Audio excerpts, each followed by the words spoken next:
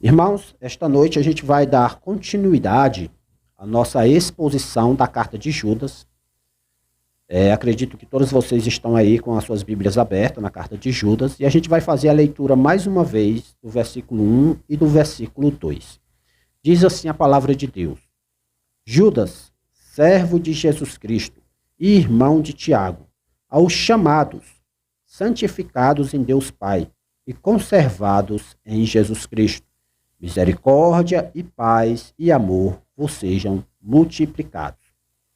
Irmãos, nos últimos domingos que tivemos cultos aqui, nós fizemos já duas mensagens baseadas aqui na carta de Judas.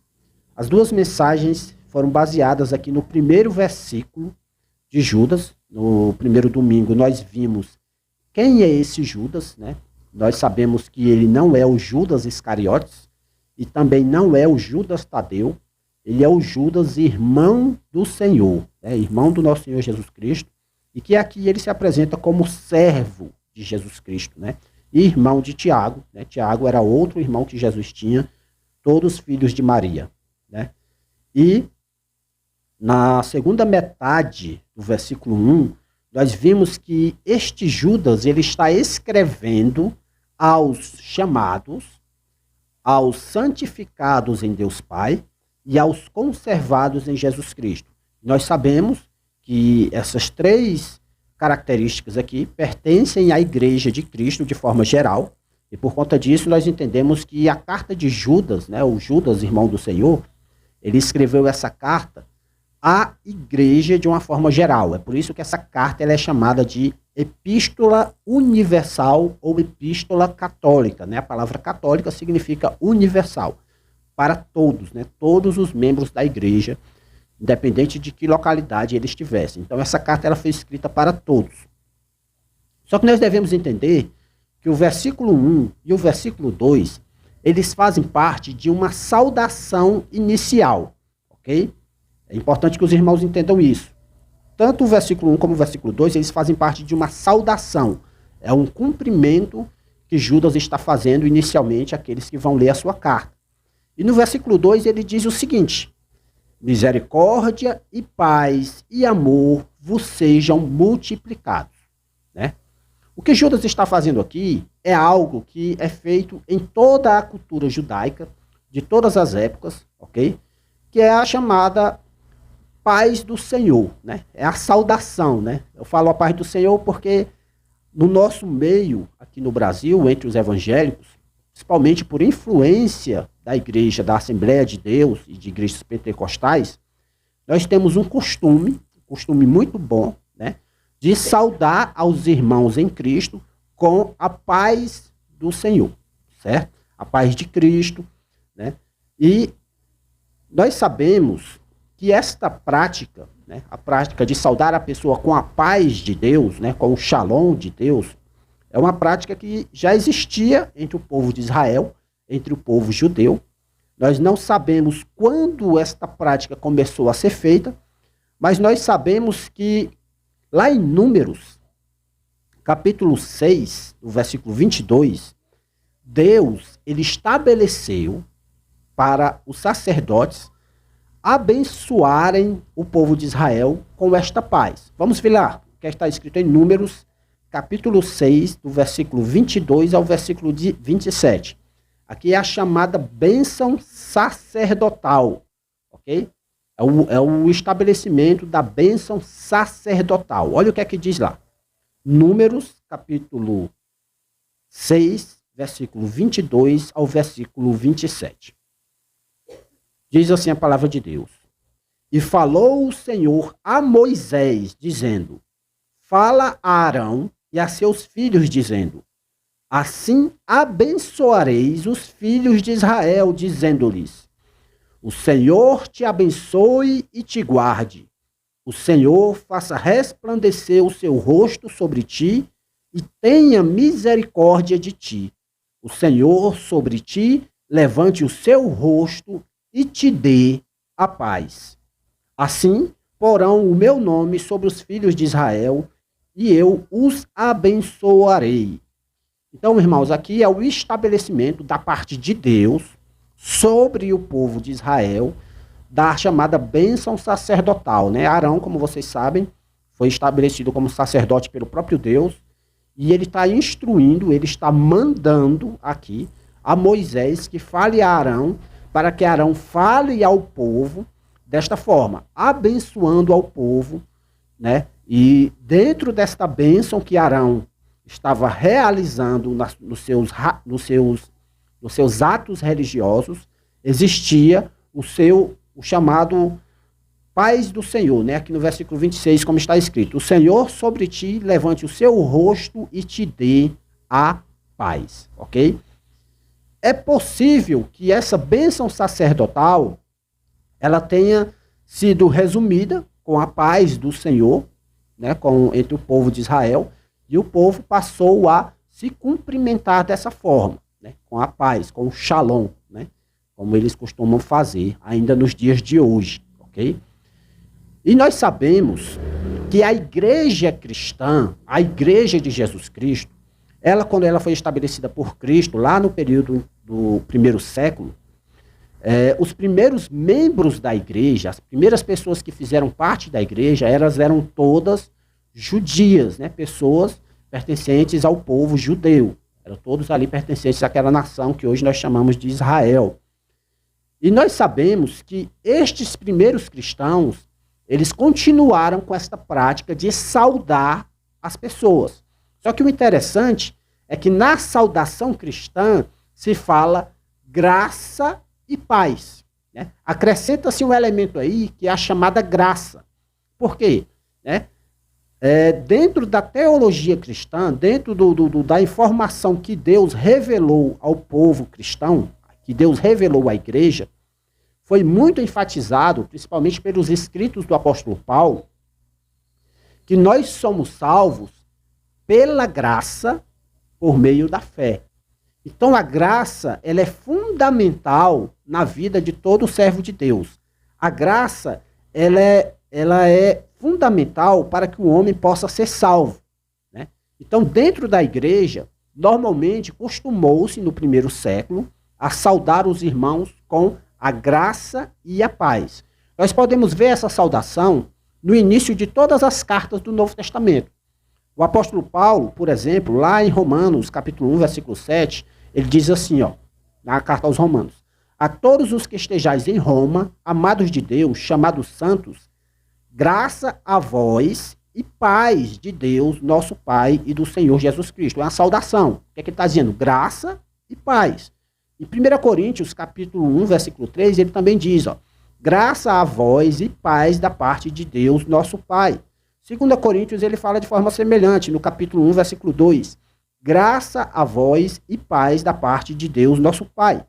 Gálatas, do mesmo jeito, ele diz assim, ó, Gálatas, no capítulo 1, versículo 3, graça a vós e paz da parte de Deus, Pai, e do nosso Senhor Jesus Cristo.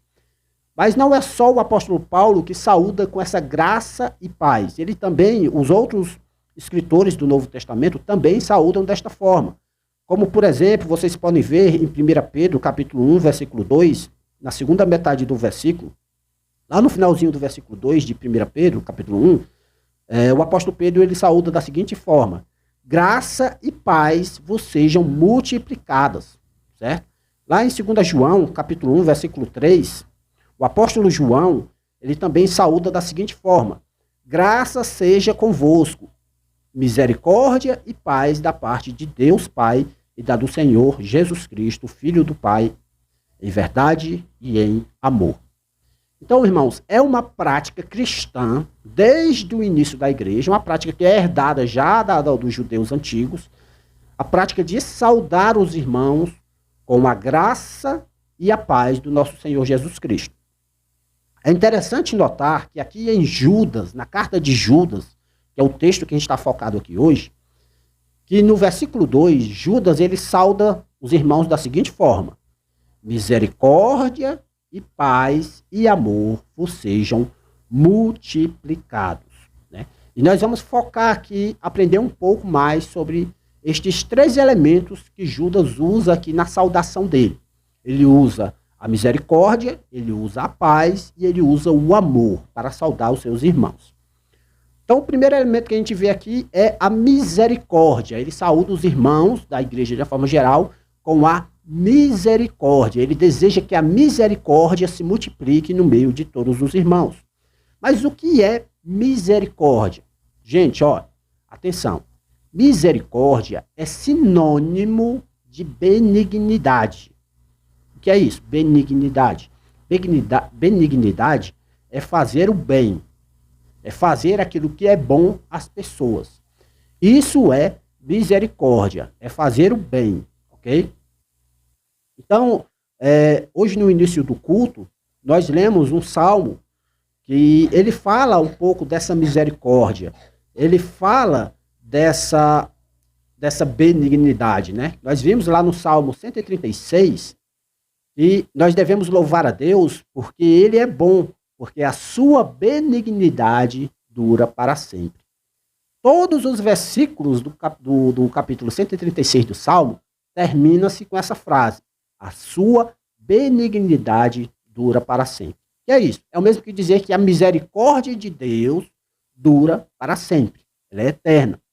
Certo? Então aqui a gente aprende a primeira coisa sobre a questão da misericórdia. Observe bem. A misericórdia, ela é um atributo de Deus. O que é isso, irmão Júnior? Um atributo de Deus. É uma característica divina. Deus, ele possui misericórdia. É uma característica dele ser misericordioso, ser benigno, fazer o bem, certo? Esse é um atributo de Deus. Agora é importante que os irmãos entendam que ser misericordioso e ter misericórdia não é a mesma coisa de fechar os olhos para aquilo que está errado. Prestem bem atenção nisso. Hoje, quando a gente fala em misericórdia, na nossa cultura ocidental e atual, se entende misericórdia como você deixar para lá, né? Alguém cometeu um erro, fez um mal terrível e a gente deixa para lá. Gente, não confunda isso com a misericórdia bíblica. A misericórdia bíblica, ela não é impunidade, ok? Porque lembre, Deus, além de ser misericordioso, Deus também é justo. Lá em Números, capítulo 14, nós vemos que o povo de Israel, né, ele cometeu vários pecados contra Deus, ele cometeu várias transgressões contra Deus, e acabou que Deus chegou para Moisés e disse assim: eu vou destruir esse povo. Moisés, esse povo vai ser destruído, e eu vou começar de novo com você. Vai restar só você e eu vou dar início de novo. E Moisés chega diante de Deus, e ele diz assim, ó, no capítulo 14, no versículo 18, ele diz assim para Deus: o Senhor é longânimo e grande em misericórdia, que perdoa a iniquidade e a transgressão que o culpado não tem por inocente e visita a iniquidade dos pais sobre os filhos até a terceira e quarta geração. Versículo 19. Perdoa, pois, a iniquidade deste povo, segundo a grandeza da tua misericórdia, e como também perdoaste a este povo desde a terra do Egito até aqui. Então Moisés, ele chega diante de Deus, ele ora e ele clama a Deus, ele implora a Deus que Deus tenha misericórdia daquele povo. Mas ele faz isso porque ele sabe que Deus é misericordioso. E Deus, ele sim, ele age com misericórdia. Mas observe bem o que é que Deus faz. Olha o que é que Deus faz. Versículo 20. E disse o Senhor, conforme a tua palavra, lhe perdoei. Versículo 21. Olha só, no 20 ele diz, ó, conforme a tua palavra, lhe perdoei. Ao versículo 21. Porém, tão certamente como eu vivo, e como a glória do Senhor encherá toda a terra, e todos os homens que viram a minha glória e os meus sinais que fiz no Egito e no deserto, e me tentaram estas 10 vezes, e não obedeceram a minha voz, não verão a terra de que a seus pais jurei, e nenhum daqueles que me provocaram haverá. Porém, o meu servo Calebe, porquanto nele houve outro espírito, e perseverou em seguir-me, eu o levarei à terra em que entrou, e a sua descendência a possuirá em herança. Olha só, Deus, ele olha para aquele povo, ele quer destruí-lo inicialmente, Moisés vem e intercede pelo povo, Senhor, tem misericórdia deles. Aí o Senhor, beleza, eu vou ter misericórdia deles. Né? Mas este povo que me desonrou 10 vezes, este povo que desde lá do Egito, que eu tirei eles, até aqui, já na entrada da terra prometida, ainda estão falando mal de mim, ainda estão cometendo pecados contra mim, mesmo depois de todos os milagres que eu fiz, mesmo depois de todas as obras poderosas que eu realizei para livrá-los do Egito, eles ainda estão falando contra mim, pois eles também não vão entrar na terra prometida. Só quem vai entrar é Caleb, que teve um pensamento diferente do deles. Continuou confiando em mim. Então perceba que Deus, ele agiu com misericórdia com o povo, mas ele não agiu de forma que o povo ficou impune. Certo? Então não confunda misericórdia com impunidade. Ok? É o mesmo jeito, a gente pode falar da graça, certo? A graça é um favor imerecido, é um favor que Deus nos faz sem que nós mereçamos. Só que muita gente pensa que a graça é Deus fechar os olhos para os nossos pecados e ficar por isso mesmo. Não. Aqui nesse texto que a gente acabou de ler em Números, nós vimos que Deus ele não deixa o pecado impune. Isso significa o quê?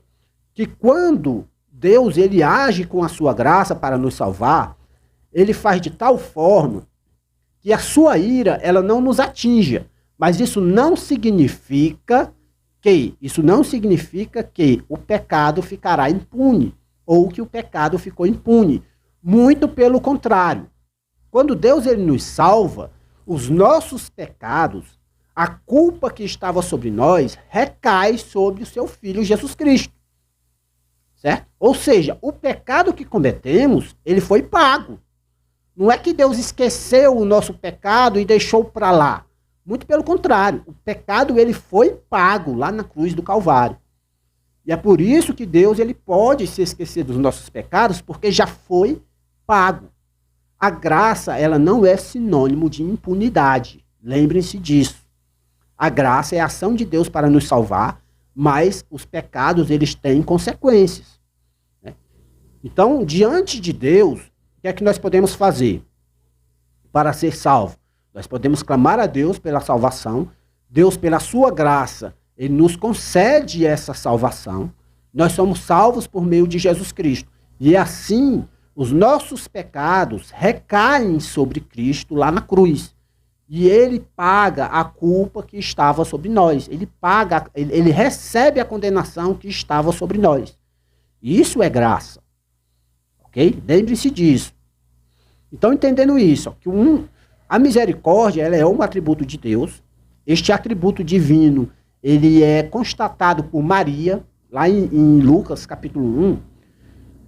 Lucas capítulo 1, do versículo 49 ao 50, nós temos um trecho do Cântico de Maria, né? Quando o anjo aparece para Maria, revela que Maria ficaria grávida, né? Por obra do Espírito Santo, e Maria ela começa a louvar a Deus com um cântico, e dentro do cântico dela ela diz assim, ó, porque me fez grandes coisas o poderoso, e santo é seu nome, e a sua misericórdia é de geração em geração sobre os que o temem. Então, um dos atributos de Deus é a sua misericórdia. Só que existe outra coisa interessante sobre a misericórdia. A misericórdia, ela é o que nós chamamos, dentro do estudo da teologia, de um atributo comunicável de Deus. Né? Os grandes teólogos que gostam de sistematizar as doutrinas cristãs, eles classificam os atributos de Deus, que são vários atributos, várias características, em dois grupos de atributos. Os atributos incomunicáveis e os atributos comunicáveis. Quais são os atributos incomunicáveis? São aqueles atributos de Deus que só ele tem. Ele não comunica a ninguém. Exemplo, Deus ele é onipotente, ou seja, ele é todo-poderoso. Só ele é todo-poderoso. Não existe nenhum outro ser no mundo que possa dizer que é todo-poderoso. Então, só ele. Aí os teólogos dizem que isso é um atributo incomunicável. Ele não comunica a ninguém, ele não transmite esse atributo a ninguém. Outro, ele é onipresente. Ele pode estar em todos os cantos, todos os lugares ao mesmo tempo. Né? Ele é onipresente. ele é onisciente, ele conhece todas as coisas, certo? Isso são atributos incomunicáveis. Só ele é onipotente, só ele é onisciente, só ele é onipresente. Mas dentro das características de Deus existem os atributos que são comunicáveis. E um deles é a misericórdia. Nós, seres humanos, podemos também ser misericordiosos com os nossos semelhantes, certo? Assim como Deus é misericordioso para conosco, ele deseja que nós também sejamos misericordiosos para com os nossos semelhantes. Tanto é assim que a benignidade, a misericórdia, como se pode ver lá em Gálatas, capítulo 5, versículo 22, é uma das características que nós chamamos de frutos do Espírito Santo. Eu vou ler aqui o texto de Gálatas, capítulo 5, versículo 22. Ele diz assim, ó, mas o fruto do Espírito é amor, gozo, paz, longanimidade, benignidade, que é o sinônimo de misericórdia, bondade, fé, mansidão e temperança. Né? Aqui são alguns dos frutos do Espírito Santo. Que é isso? É quando o Espírito Santo ele transforma a vida das pessoas de tal forma que a partir daquele momento que aquela pessoa é salva, que aquela pessoa é transformada, ela passa a demonstrar essas características: amor, gozo, paz, longanimidade, benignidade, bondade, fé, mansidão e temperança.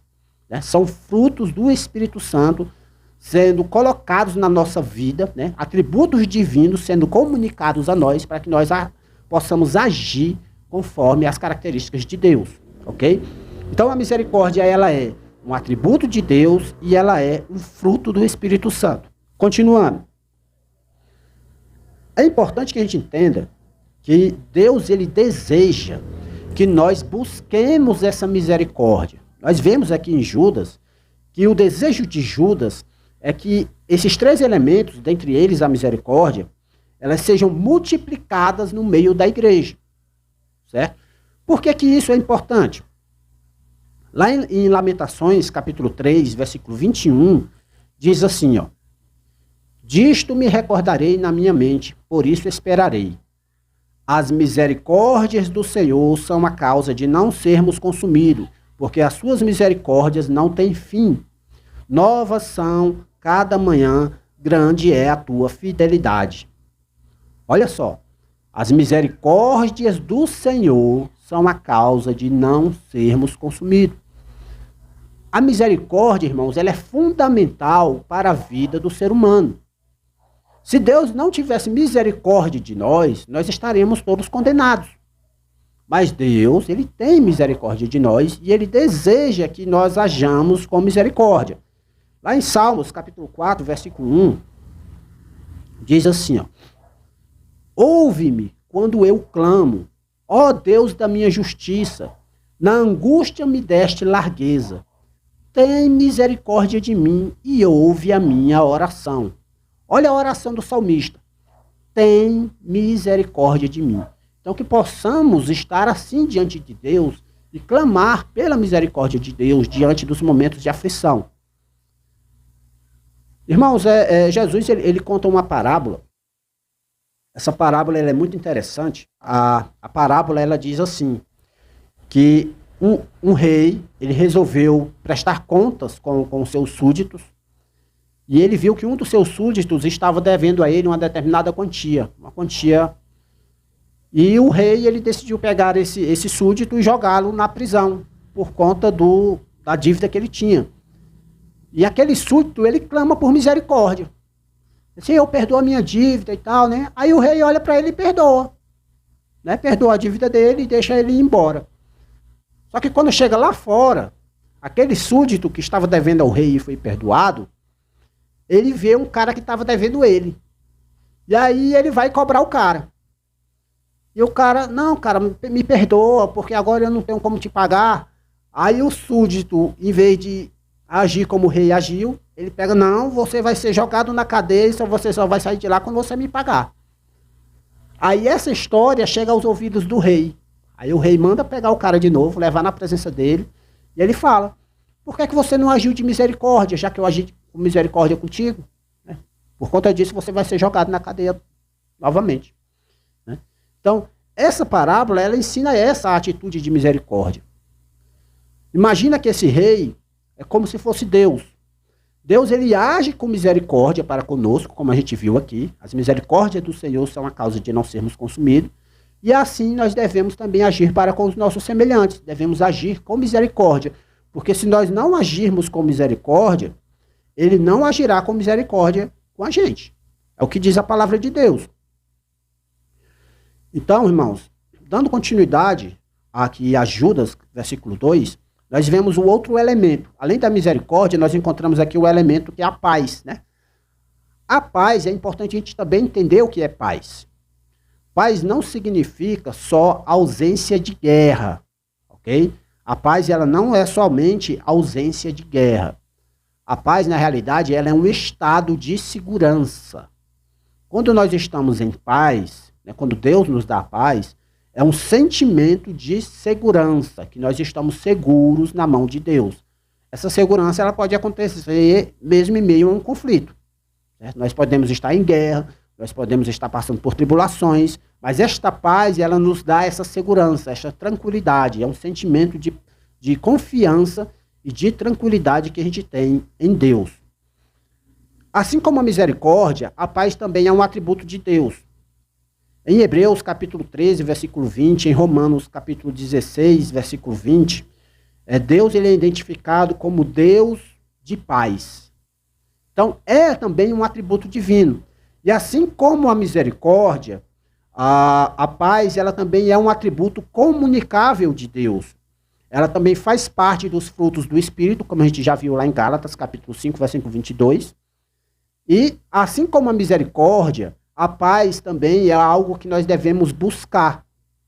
Abram suas Bíblias comigo em 1 Pedro, capítulo 3, do versículo 11 ao versículo 13. Preste bem atenção nesse texto. Aparte-se do mal e faça o bem. Busque a paz e siga-a. Porque os olhos do Senhor estão sobre os justos e os seus ouvidos atentos às suas orações. Mas o rosto do Senhor é contra os que fazem o mal. E qual é aquele que vos fará mal se fordes seguidores do bem? Né? Focando aí no versículo 11, busque a paz e siga. Outro texto que nós podemos ver também, está lá em Romanos, capítulo 12, versículo 18, que diz assim, ó. Se for possível, quando estiver em vós, tende paz com todos os homens. Esse texto ele é muito importante, irmãos. Olha só o versículo 18 do capítulo 12 de Romanos, o que é que ele diz. Se for possível, essa palavra, se for possível, significa o quê? Que pode haver momentos em que a gente não tenha paz com as pessoas, certo? Mas olha o que é que ele diz. Quando estiver em vós, ou seja, da sua parte, certo? Tende paz com todos os homens, certo? Então, o que é que ele está dizendo? Da nossa parte, como cristãos, a gente tem que buscar a paz, a gente tem que buscar fazer o bem com todos, ok? Da nossa parte. Agora acontece que, às vezes, não está em nossas mãos. Às vezes, nós somos colocados diante de um conflito. Às vezes, nós somos colocados diante de uma guerra. Às vezes, nós estamos sendo atacados sem motivo, certo? Então, essa palavra, se possível, né, se for possível, ela dá essa ideia. Mas, quando estiver em vós, ou seja, quando estiver ao alcance da gente, a gente tem que buscar a paz com todos os homens. Da nossa parte, irmãos, não haveria conflito. Mas se as pessoas nos atacam, e elas querem nos atacar e não querem parar de nos atacar, aí elas vão resolver elas diante de Deus. Mas da nossa parte, a gente pode se defender dos ataques, obviamente, certo? Mas da nossa parte, a gente está transmitindo paz para as pessoas, ok? Então, quando alguém levanta uma calúnia contra você, quando alguém quer lhe atacar fisicamente, você pode se defender. Mas entenda, da sua parte não pode nascer esse conflito, né? O erro está aí. O conflito não nasce da sua parte. Agora, um texto que é interessante, que a gente tem que ver aqui, que está lá em Hebreus, capítulo 12, do versículo 14, e versículo 14 diz assim, ó. Hebreus capítulo 12, versículo 14. Segui a paz com todos e a santificação sem a qual ninguém verá o Senhor.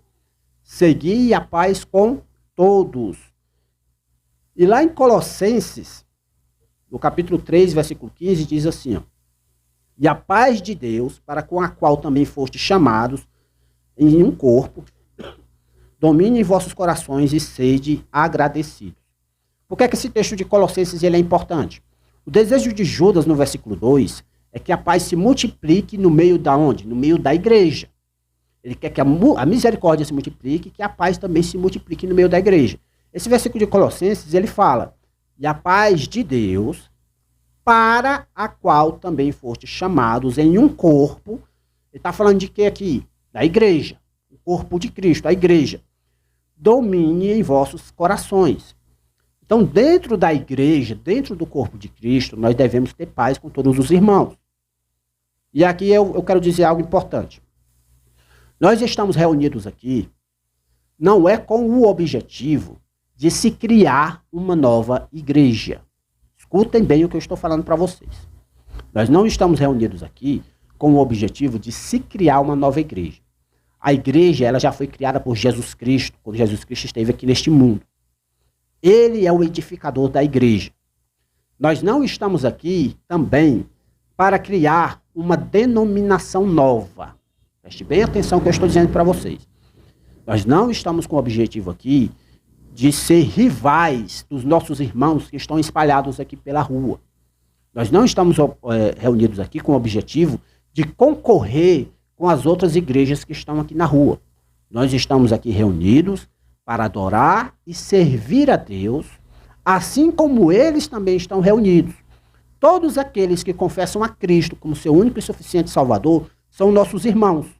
Sejam eles batistas, sejam eles assembleanos, sejam eles presbiterianos, metodistas, menonitas.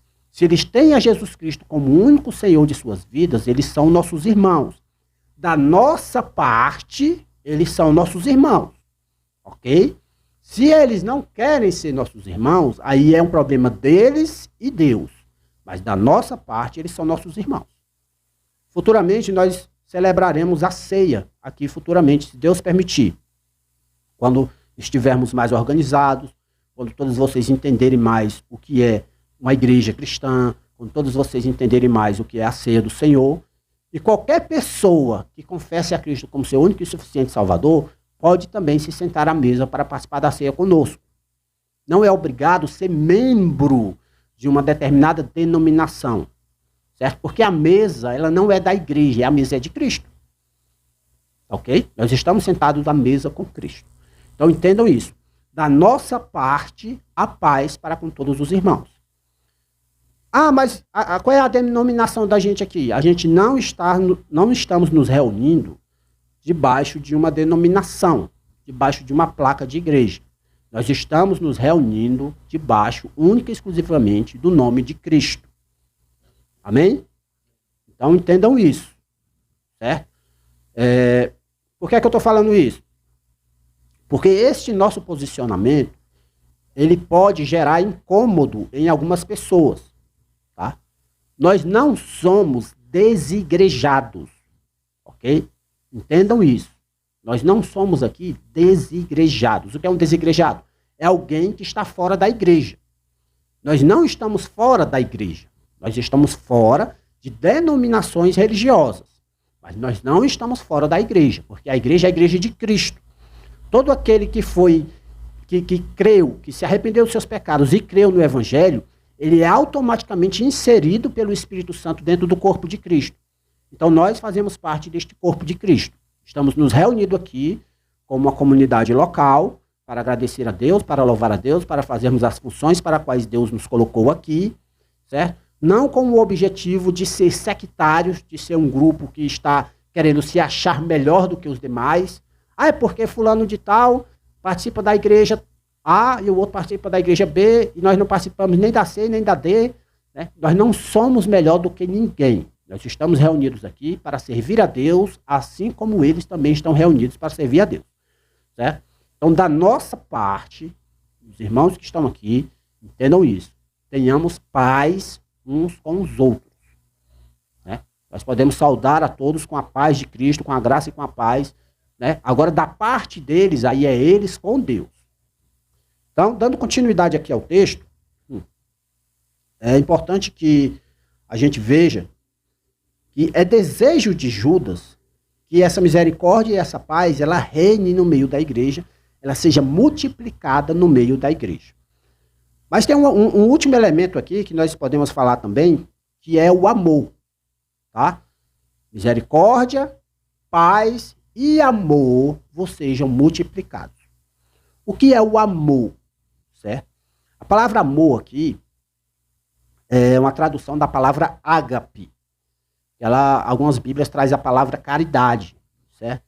É a ideia do amor de Deus. Ok? No Novo Testamento, como eu já expliquei para vocês, o Novo Testamento ele foi escrito originalmente em grego. E há, no mínimo, 4 palavras para se referir a amor no idioma grego, chamado grego koiné, o grego lá antigo, é o grego que foi usado para se escrever o Novo Testamento. Dentro dessas 4 palavras, uma delas é a ágape. E sempre essa palavra ágape é a palavra que é usada para descrever o amor de Deus. Então, quando a Bíblia diz que Deus é amor, está dizendo que Deus é ágape, é este amor. Tá? Não é no sentido de erotismo, né? O de eros, do erotismo, a palavra amor aqui, é no sentido do amor da caridade. Como é que é o amor de Deus? O amor de Deus, gente, é um amor incondicional e ao mesmo tempo sacrificial. Ele é um amor que não depende de condição alguma, ou seja, ele é incondicional. Ele nos ama porque ele é amor e ele deseja nos amar. Não é porque a gente é bonito que ele nos ama, não. Não é porque a gente é bom que ele nos ama, não. Ele deseja nos amar porque ele é amor. É um amor incondicional. E ao mesmo tempo é um amor prático. Né? Como é que Deus demonstra o seu amor para conosco? A Bíblia diz que Deus ele demonstra o seu amor para conosco em que Cristo Jesus morreu para nos salvar, sendo nós ainda pecadores. Isso é a demonstração do amor de Deus. É um amor sacrificial. É um amor prático. E é este amor que Judas, aqui inspirado pelo Espírito Santo, deseja que a igreja realize no meio dela, que se multiplique no meio da igreja. Então, irmãos, assim como a misericórdia e a paz, o amor também é um atributo divino. Todos sabem disso. Deus é amor. Isso está lá em 1 João. O apóstolo João ele fala isso várias vezes. Deus é amor. Ou seja, uma das características divinas é o amor. Certo? Assim como a misericórdia e a paz, o amor também é um fruto do Espírito Santo. É algo que é inserido em nós pelo Espírito Santo. É um fruto, como a gente viu lá em Gálatas capítulo 5, versículo 22. Lá em 1 Coríntios capítulo 13, famoso capítulo do amor, né, lá de Paulo. Paulo ele deixa bem claro que o amor é algo que nós devemos buscar, ok? Porque lá no contexto lá de Coríntios, ele está falando sobre os dons espirituais, né? Aí quando ele fala sobre os dons espirituais, ele fala o seguinte, olha, vocês busquem, né, acima de tudo, o amor, porque o amor está acima de qualquer dom espiritual. E nós vemos aqui em Efésios capítulo 5, versículo 2, o seguinte, olha o que é que Paulo diz aí, ó. E andai em amor, como também Cristo nos amou, e se entregou a si mesmo por nós, em oferta e sacrifício a Deus, e cheiro suave. Então nós devemos andar em amor, né? Assim como Cristo também nos amou. Lá em 1 João, capítulo 7, 1 João, desculpa, capítulo 7 não tem, 1 João, capítulo 4, versículo 7, tem uma passagem bem longa, que eu vou ler aqui para os irmãos, e eu quero que os irmãos estejam bastante atentos. Se vocês puderem abrir suas Bíblias em João, 1 de João, capítulo 4, versículo 7, eu quero que os irmãos prestem bastante atenção nesse texto. Tendo em vista o que é que Judas está dizendo aqui no versículo 2, que o amor ele deve se multiplicar no meio da igreja, tá? Então vamos ver aqui um pouquinho sobre esse amor. 1 João, capítulo 4, versículo 7. A gente vai ler até o capítulo 5, versículo 4. Ok? Olha o que é que diz aí, ó. Amados, amemo-nos uns aos outros, porque o amor é de Deus. E qualquer que ama é nascido de Deus e conhece a Deus. Aquele que não ama não conhece a Deus, porque Deus é amor. Nisto se manifestou o amor de Deus para conosco, que Deus enviou seu Filho unigênito ao mundo para que por ele vivamos. Nisto está o amor. Não em que nós tenhamos amado a Deus, mas em que ele nos amou a nós e enviou seu Filho para propiciação pelos nossos pecados. Amados, se Deus assim nos amou, também nós devemos amar uns aos outros. Eu vou repetir o versículo 11. Amados, se Deus assim nos amou, também nós devemos amar uns aos outros. Continuando, versículo 12. Ninguém jamais viu a Deus. Se nos amamos uns aos outros, Deus está em nós, e em nós é perfeito o seu amor. Nisto conhecemos que estamos nele, e ele em nós, porque nos deu o seu Espírito. E vimos e testificamos que o Pai enviou seu Filho para Salvador do mundo. Qualquer que confessar que Jesus Cristo é Filho de Deus, Deus está nele e ele em Deus. E nós conhecemos e cremos no amor que Deus nos tem. Deus é amor, e quem está em amor está em Deus, e Deus nele. Nisto é perfeito o amor para conosco, para que no dia do juízo tenhamos confiança. Porque qual ele é, somos nós também neste mundo. No amor não há temor, antes o perfeito amor lança fora o temor, porque o temor tem consigo a pena, e o que teme não é perfeito em amor. Nós amamos porque ele nos amou primeiro. Se alguém diz, eu amo a Deus e odeia a seu irmão, é mentiroso. Pois quem não ama a seu irmão, ao qual viu, como também pode amar a Deus a quem não viu? Eu vou repetir o 20. Se alguém diz, eu amo a Deus e odeia a seu irmão, é mentiroso. Pois quem não ama a seu irmão, ao qual viu, como pode amar a Deus a quem não viu? E dele temos este mandamento, que quem ama a Deus, ame também a seu irmão. Versículo 1 do capítulo 5. Todo aquele que crê que Jesus é o Cristo é nascido de Deus, e todo aquele que ama ao que o gerou, também ama ao que dele é nascido. Nisto conhecemos que amamos os filhos de Deus, quando amamos a Deus e guardamos os seus mandamentos. Porque este é o amor de Deus, que guardemos os seus mandamentos. E os seus mandamentos não são pesados. Porque todo o que é nascido de Deus vence o mundo. E esta é a vitória que vence o mundo, a nossa fé.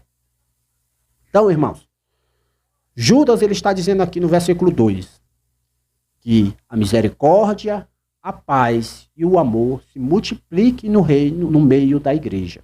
Ok? E este amor é isso, irmãos. Deus ele nos ama e nós amamos uns aos outros. Isso é a prova de que Deus está em nós. Ok? Eu quero fazer algumas aplicações com vocês em relação a essas verdades que a gente viu. Uma delas é a seguinte: o que nós temos desejado para os nossos irmãos? Né? E o que nós temos desejado também para os nossos familiares? Eu acho interessante, irmãos, que quando algumas pessoas pedem a bênção, né, ao pai, ou à mãe, ou ao avô, ou à avó, né? O meu avô, quando eu pedi a bênção a ele, antes dele falecer, ele dizia assim, Deus lhe dê fortuna. Né? Obviamente é um desejo bom, né? Mas o que é que a gente aprende com a Bíblia? O que é que a gente tem que desejar para os nossos irmãos e para os nossos familiares? Será que se eu tivesse fortuna, eu estaria bem diante de Deus? Né? Então, irmãos, que possamos desejar aos nossos irmãos a graça, a paz, a misericórdia, o amor. Esse é o nosso desejo. Que isso se multiplique no meio dos nossos irmãos. Para que possamos, assim, crescer juntos e juntos nós agradarmos a Deus com as nossas atitudes. Então, isso é importante que os irmãos tenham em mente. De tudo que eu falei sobre o versículo 1 e o versículo 2 de Judas, coloquem isso na cabeça de vocês. há uma prática no meio cristão, que é a prática de saudar os irmãos. E essa saudação, ela inclui um desejo de que a graça, né, a misericórdia, a paz e o amor se multiplique no meio da igreja. Ok? Tenham isso em mente. Toda carta que você vai ler do Novo Testamento, no início da carta, o autor da carta, seja Paulo, seja Pedro, ele vai desejar a igreja, que a igreja ela cresça em graça e paz. Certo? Que possamos ter isso em mente. Que nós possamos desejar isso para os nossos irmãos. Mesmo quando os nossos irmãos, eles nos fazem algumas atitudes que nos desagradam. Né? Isso acontece. Quem vive no meio de igreja sabe que a igreja ela é formada por pecadores ainda. Né? Nós não fomos 100% ainda restaurados na santificação. Isso acontecerá quando Jesus vier buscar a sua igreja no arrebatamento. Então acontece da gente errar. Né? A gente erra. Né? Eu tenho atitudes erradas, eu tenho esse meu jeito meio durão, meio fechadão. Né? Então que os irmãos olhem para os seus irmãos, os irmãos vão ver os defeitos, obviamente. Os defeitos eles são mais evidentes do que as qualidades, infelizmente, né? Mas que procurem ver também as qualidades, né? Para que assim possamos viver em misericórdia, viver em paz, viver em amor em nossos irmãos. É mais fácil. É mais fácil quando a gente olha para os nossos irmãos e a gente vê Cristo neles. A gente vê Cristo brilhando na vida deles. Né? É muito mais fácil a gente viver com os nossos irmãos quando a gente vê Cristo na vida deles. Ok? Agora, isso não significa, como foi falado aqui já, que a gente deve fechar os olhos para os erros dos irmãos. A gente pode chegar para os irmãos e a gente pode ajudá-los, exortá-los. Irmão, vamos mudar nisso aqui, o irmão precisa mudar nisso, precisa mudar naquilo. Precisa ser falado. Né? A misericórdia, ela não é impunidade. Né? O amor não fecha os olhos para as coisas que estão erradas. Ok? O mesmo Deus que nos ama é o mesmo Deus que condenará pessoas que não creram no seu Filho Jesus Cristo no inferno por toda a eternidade. Ok? Então que a gente possa entender essas características divinas que Deus aplica na nossa vida de forma plena. Que a gente não feche os olhos para aquilo que está errado, mas que ao mesmo tempo, aquilo que estiver ao nosso alcance, nós possamos ter essa paz com os irmãos, ter esta misericórdia com os irmãos, amar os irmãos, amar no sentido prático, tá? Não no sentido da boca para fora. Né? Eu conheço muitos irmãos que falam de forma bonita, né? Quando vê um irmão, diz, amado, né? Como diz aqui até o Judas, ele no versículo 3, ele começa dizendo, amados, né? É legal isso. Mas será que você tem amado aquele irmão? Quantas vezes aquele irmão amado que você chama, quantas vezes você já foi na casa dele visitá-lo? Né? Ah, não, mas meu irmão, eu vejo ele todo domingo na igreja. Sim, mas você já foi na casa dele visitá-lo? Se é um amado, gente, a palavra amor é uma palavra forte. É uma palavra que ela traz em si a prática no nosso dia a dia. Beleza? Que possamos refletir sobre isso, que possamos praticar entre nós essa misericórdia, essa paz e este amor, e assim possamos engrandecer o nome de Deus através dessas reuniões, através das nossas vidas, através das nossas famílias. Amém? Oremos. Deus Todo-Poderoso, obrigado a Deus mais uma vez por este momento tão especial que o Senhor nos ensina através da Tua Palavra. Deus, eu sei que somos pecadores, somos falhos, mas, ó Deus, vem, age de forma misericordiosa sobre nossas vidas e derrama sobre nós, Senhor Deus, o Teu amor, a Tua paz. Senhor Deus, ajuda-nos a ser santos, porque o Senhor é santo. Ajuda-nos a amar os nossos irmãos. Ajuda-nos, ó Deus, a amar os nossos inimigos, pois o Senhor nos ensinou isso. Então ajuda-nos, ó Deus, da forma como o Senhor faz com que o sol ele nasça, tanto para os bons como para os justos. Da forma como o Senhor faz que a chuva ela caia sobre todos os bons, os maus. Senhor Deus, ajuda-nos, ó Deus, a amar a todos. Ajuda-nos a amar a todos, pois o Senhor nos amou. E Deus, eu te peço, ajuda-nos a amar como o Senhor nos ama, de forma incondicional, de forma sacrificial. Ajuda-nos, ó Deus, a agir de forma amorosa. Ajuda-nos, ó Deus, a ter misericórdia, a ter paz para com todos, ó Pai. Vem, faz isso na nossa vida. Eu te louvo por tudo. No nome do Teu Filho Jesus Cristo, nós entregamos esse culto em Tuas mãos. E ele possa chegar, Senhor Deus, em Tuas narinas como aroma suave, em Tua presença, Pai. Obrigado a Deus por tudo, em nome do Senhor Jesus.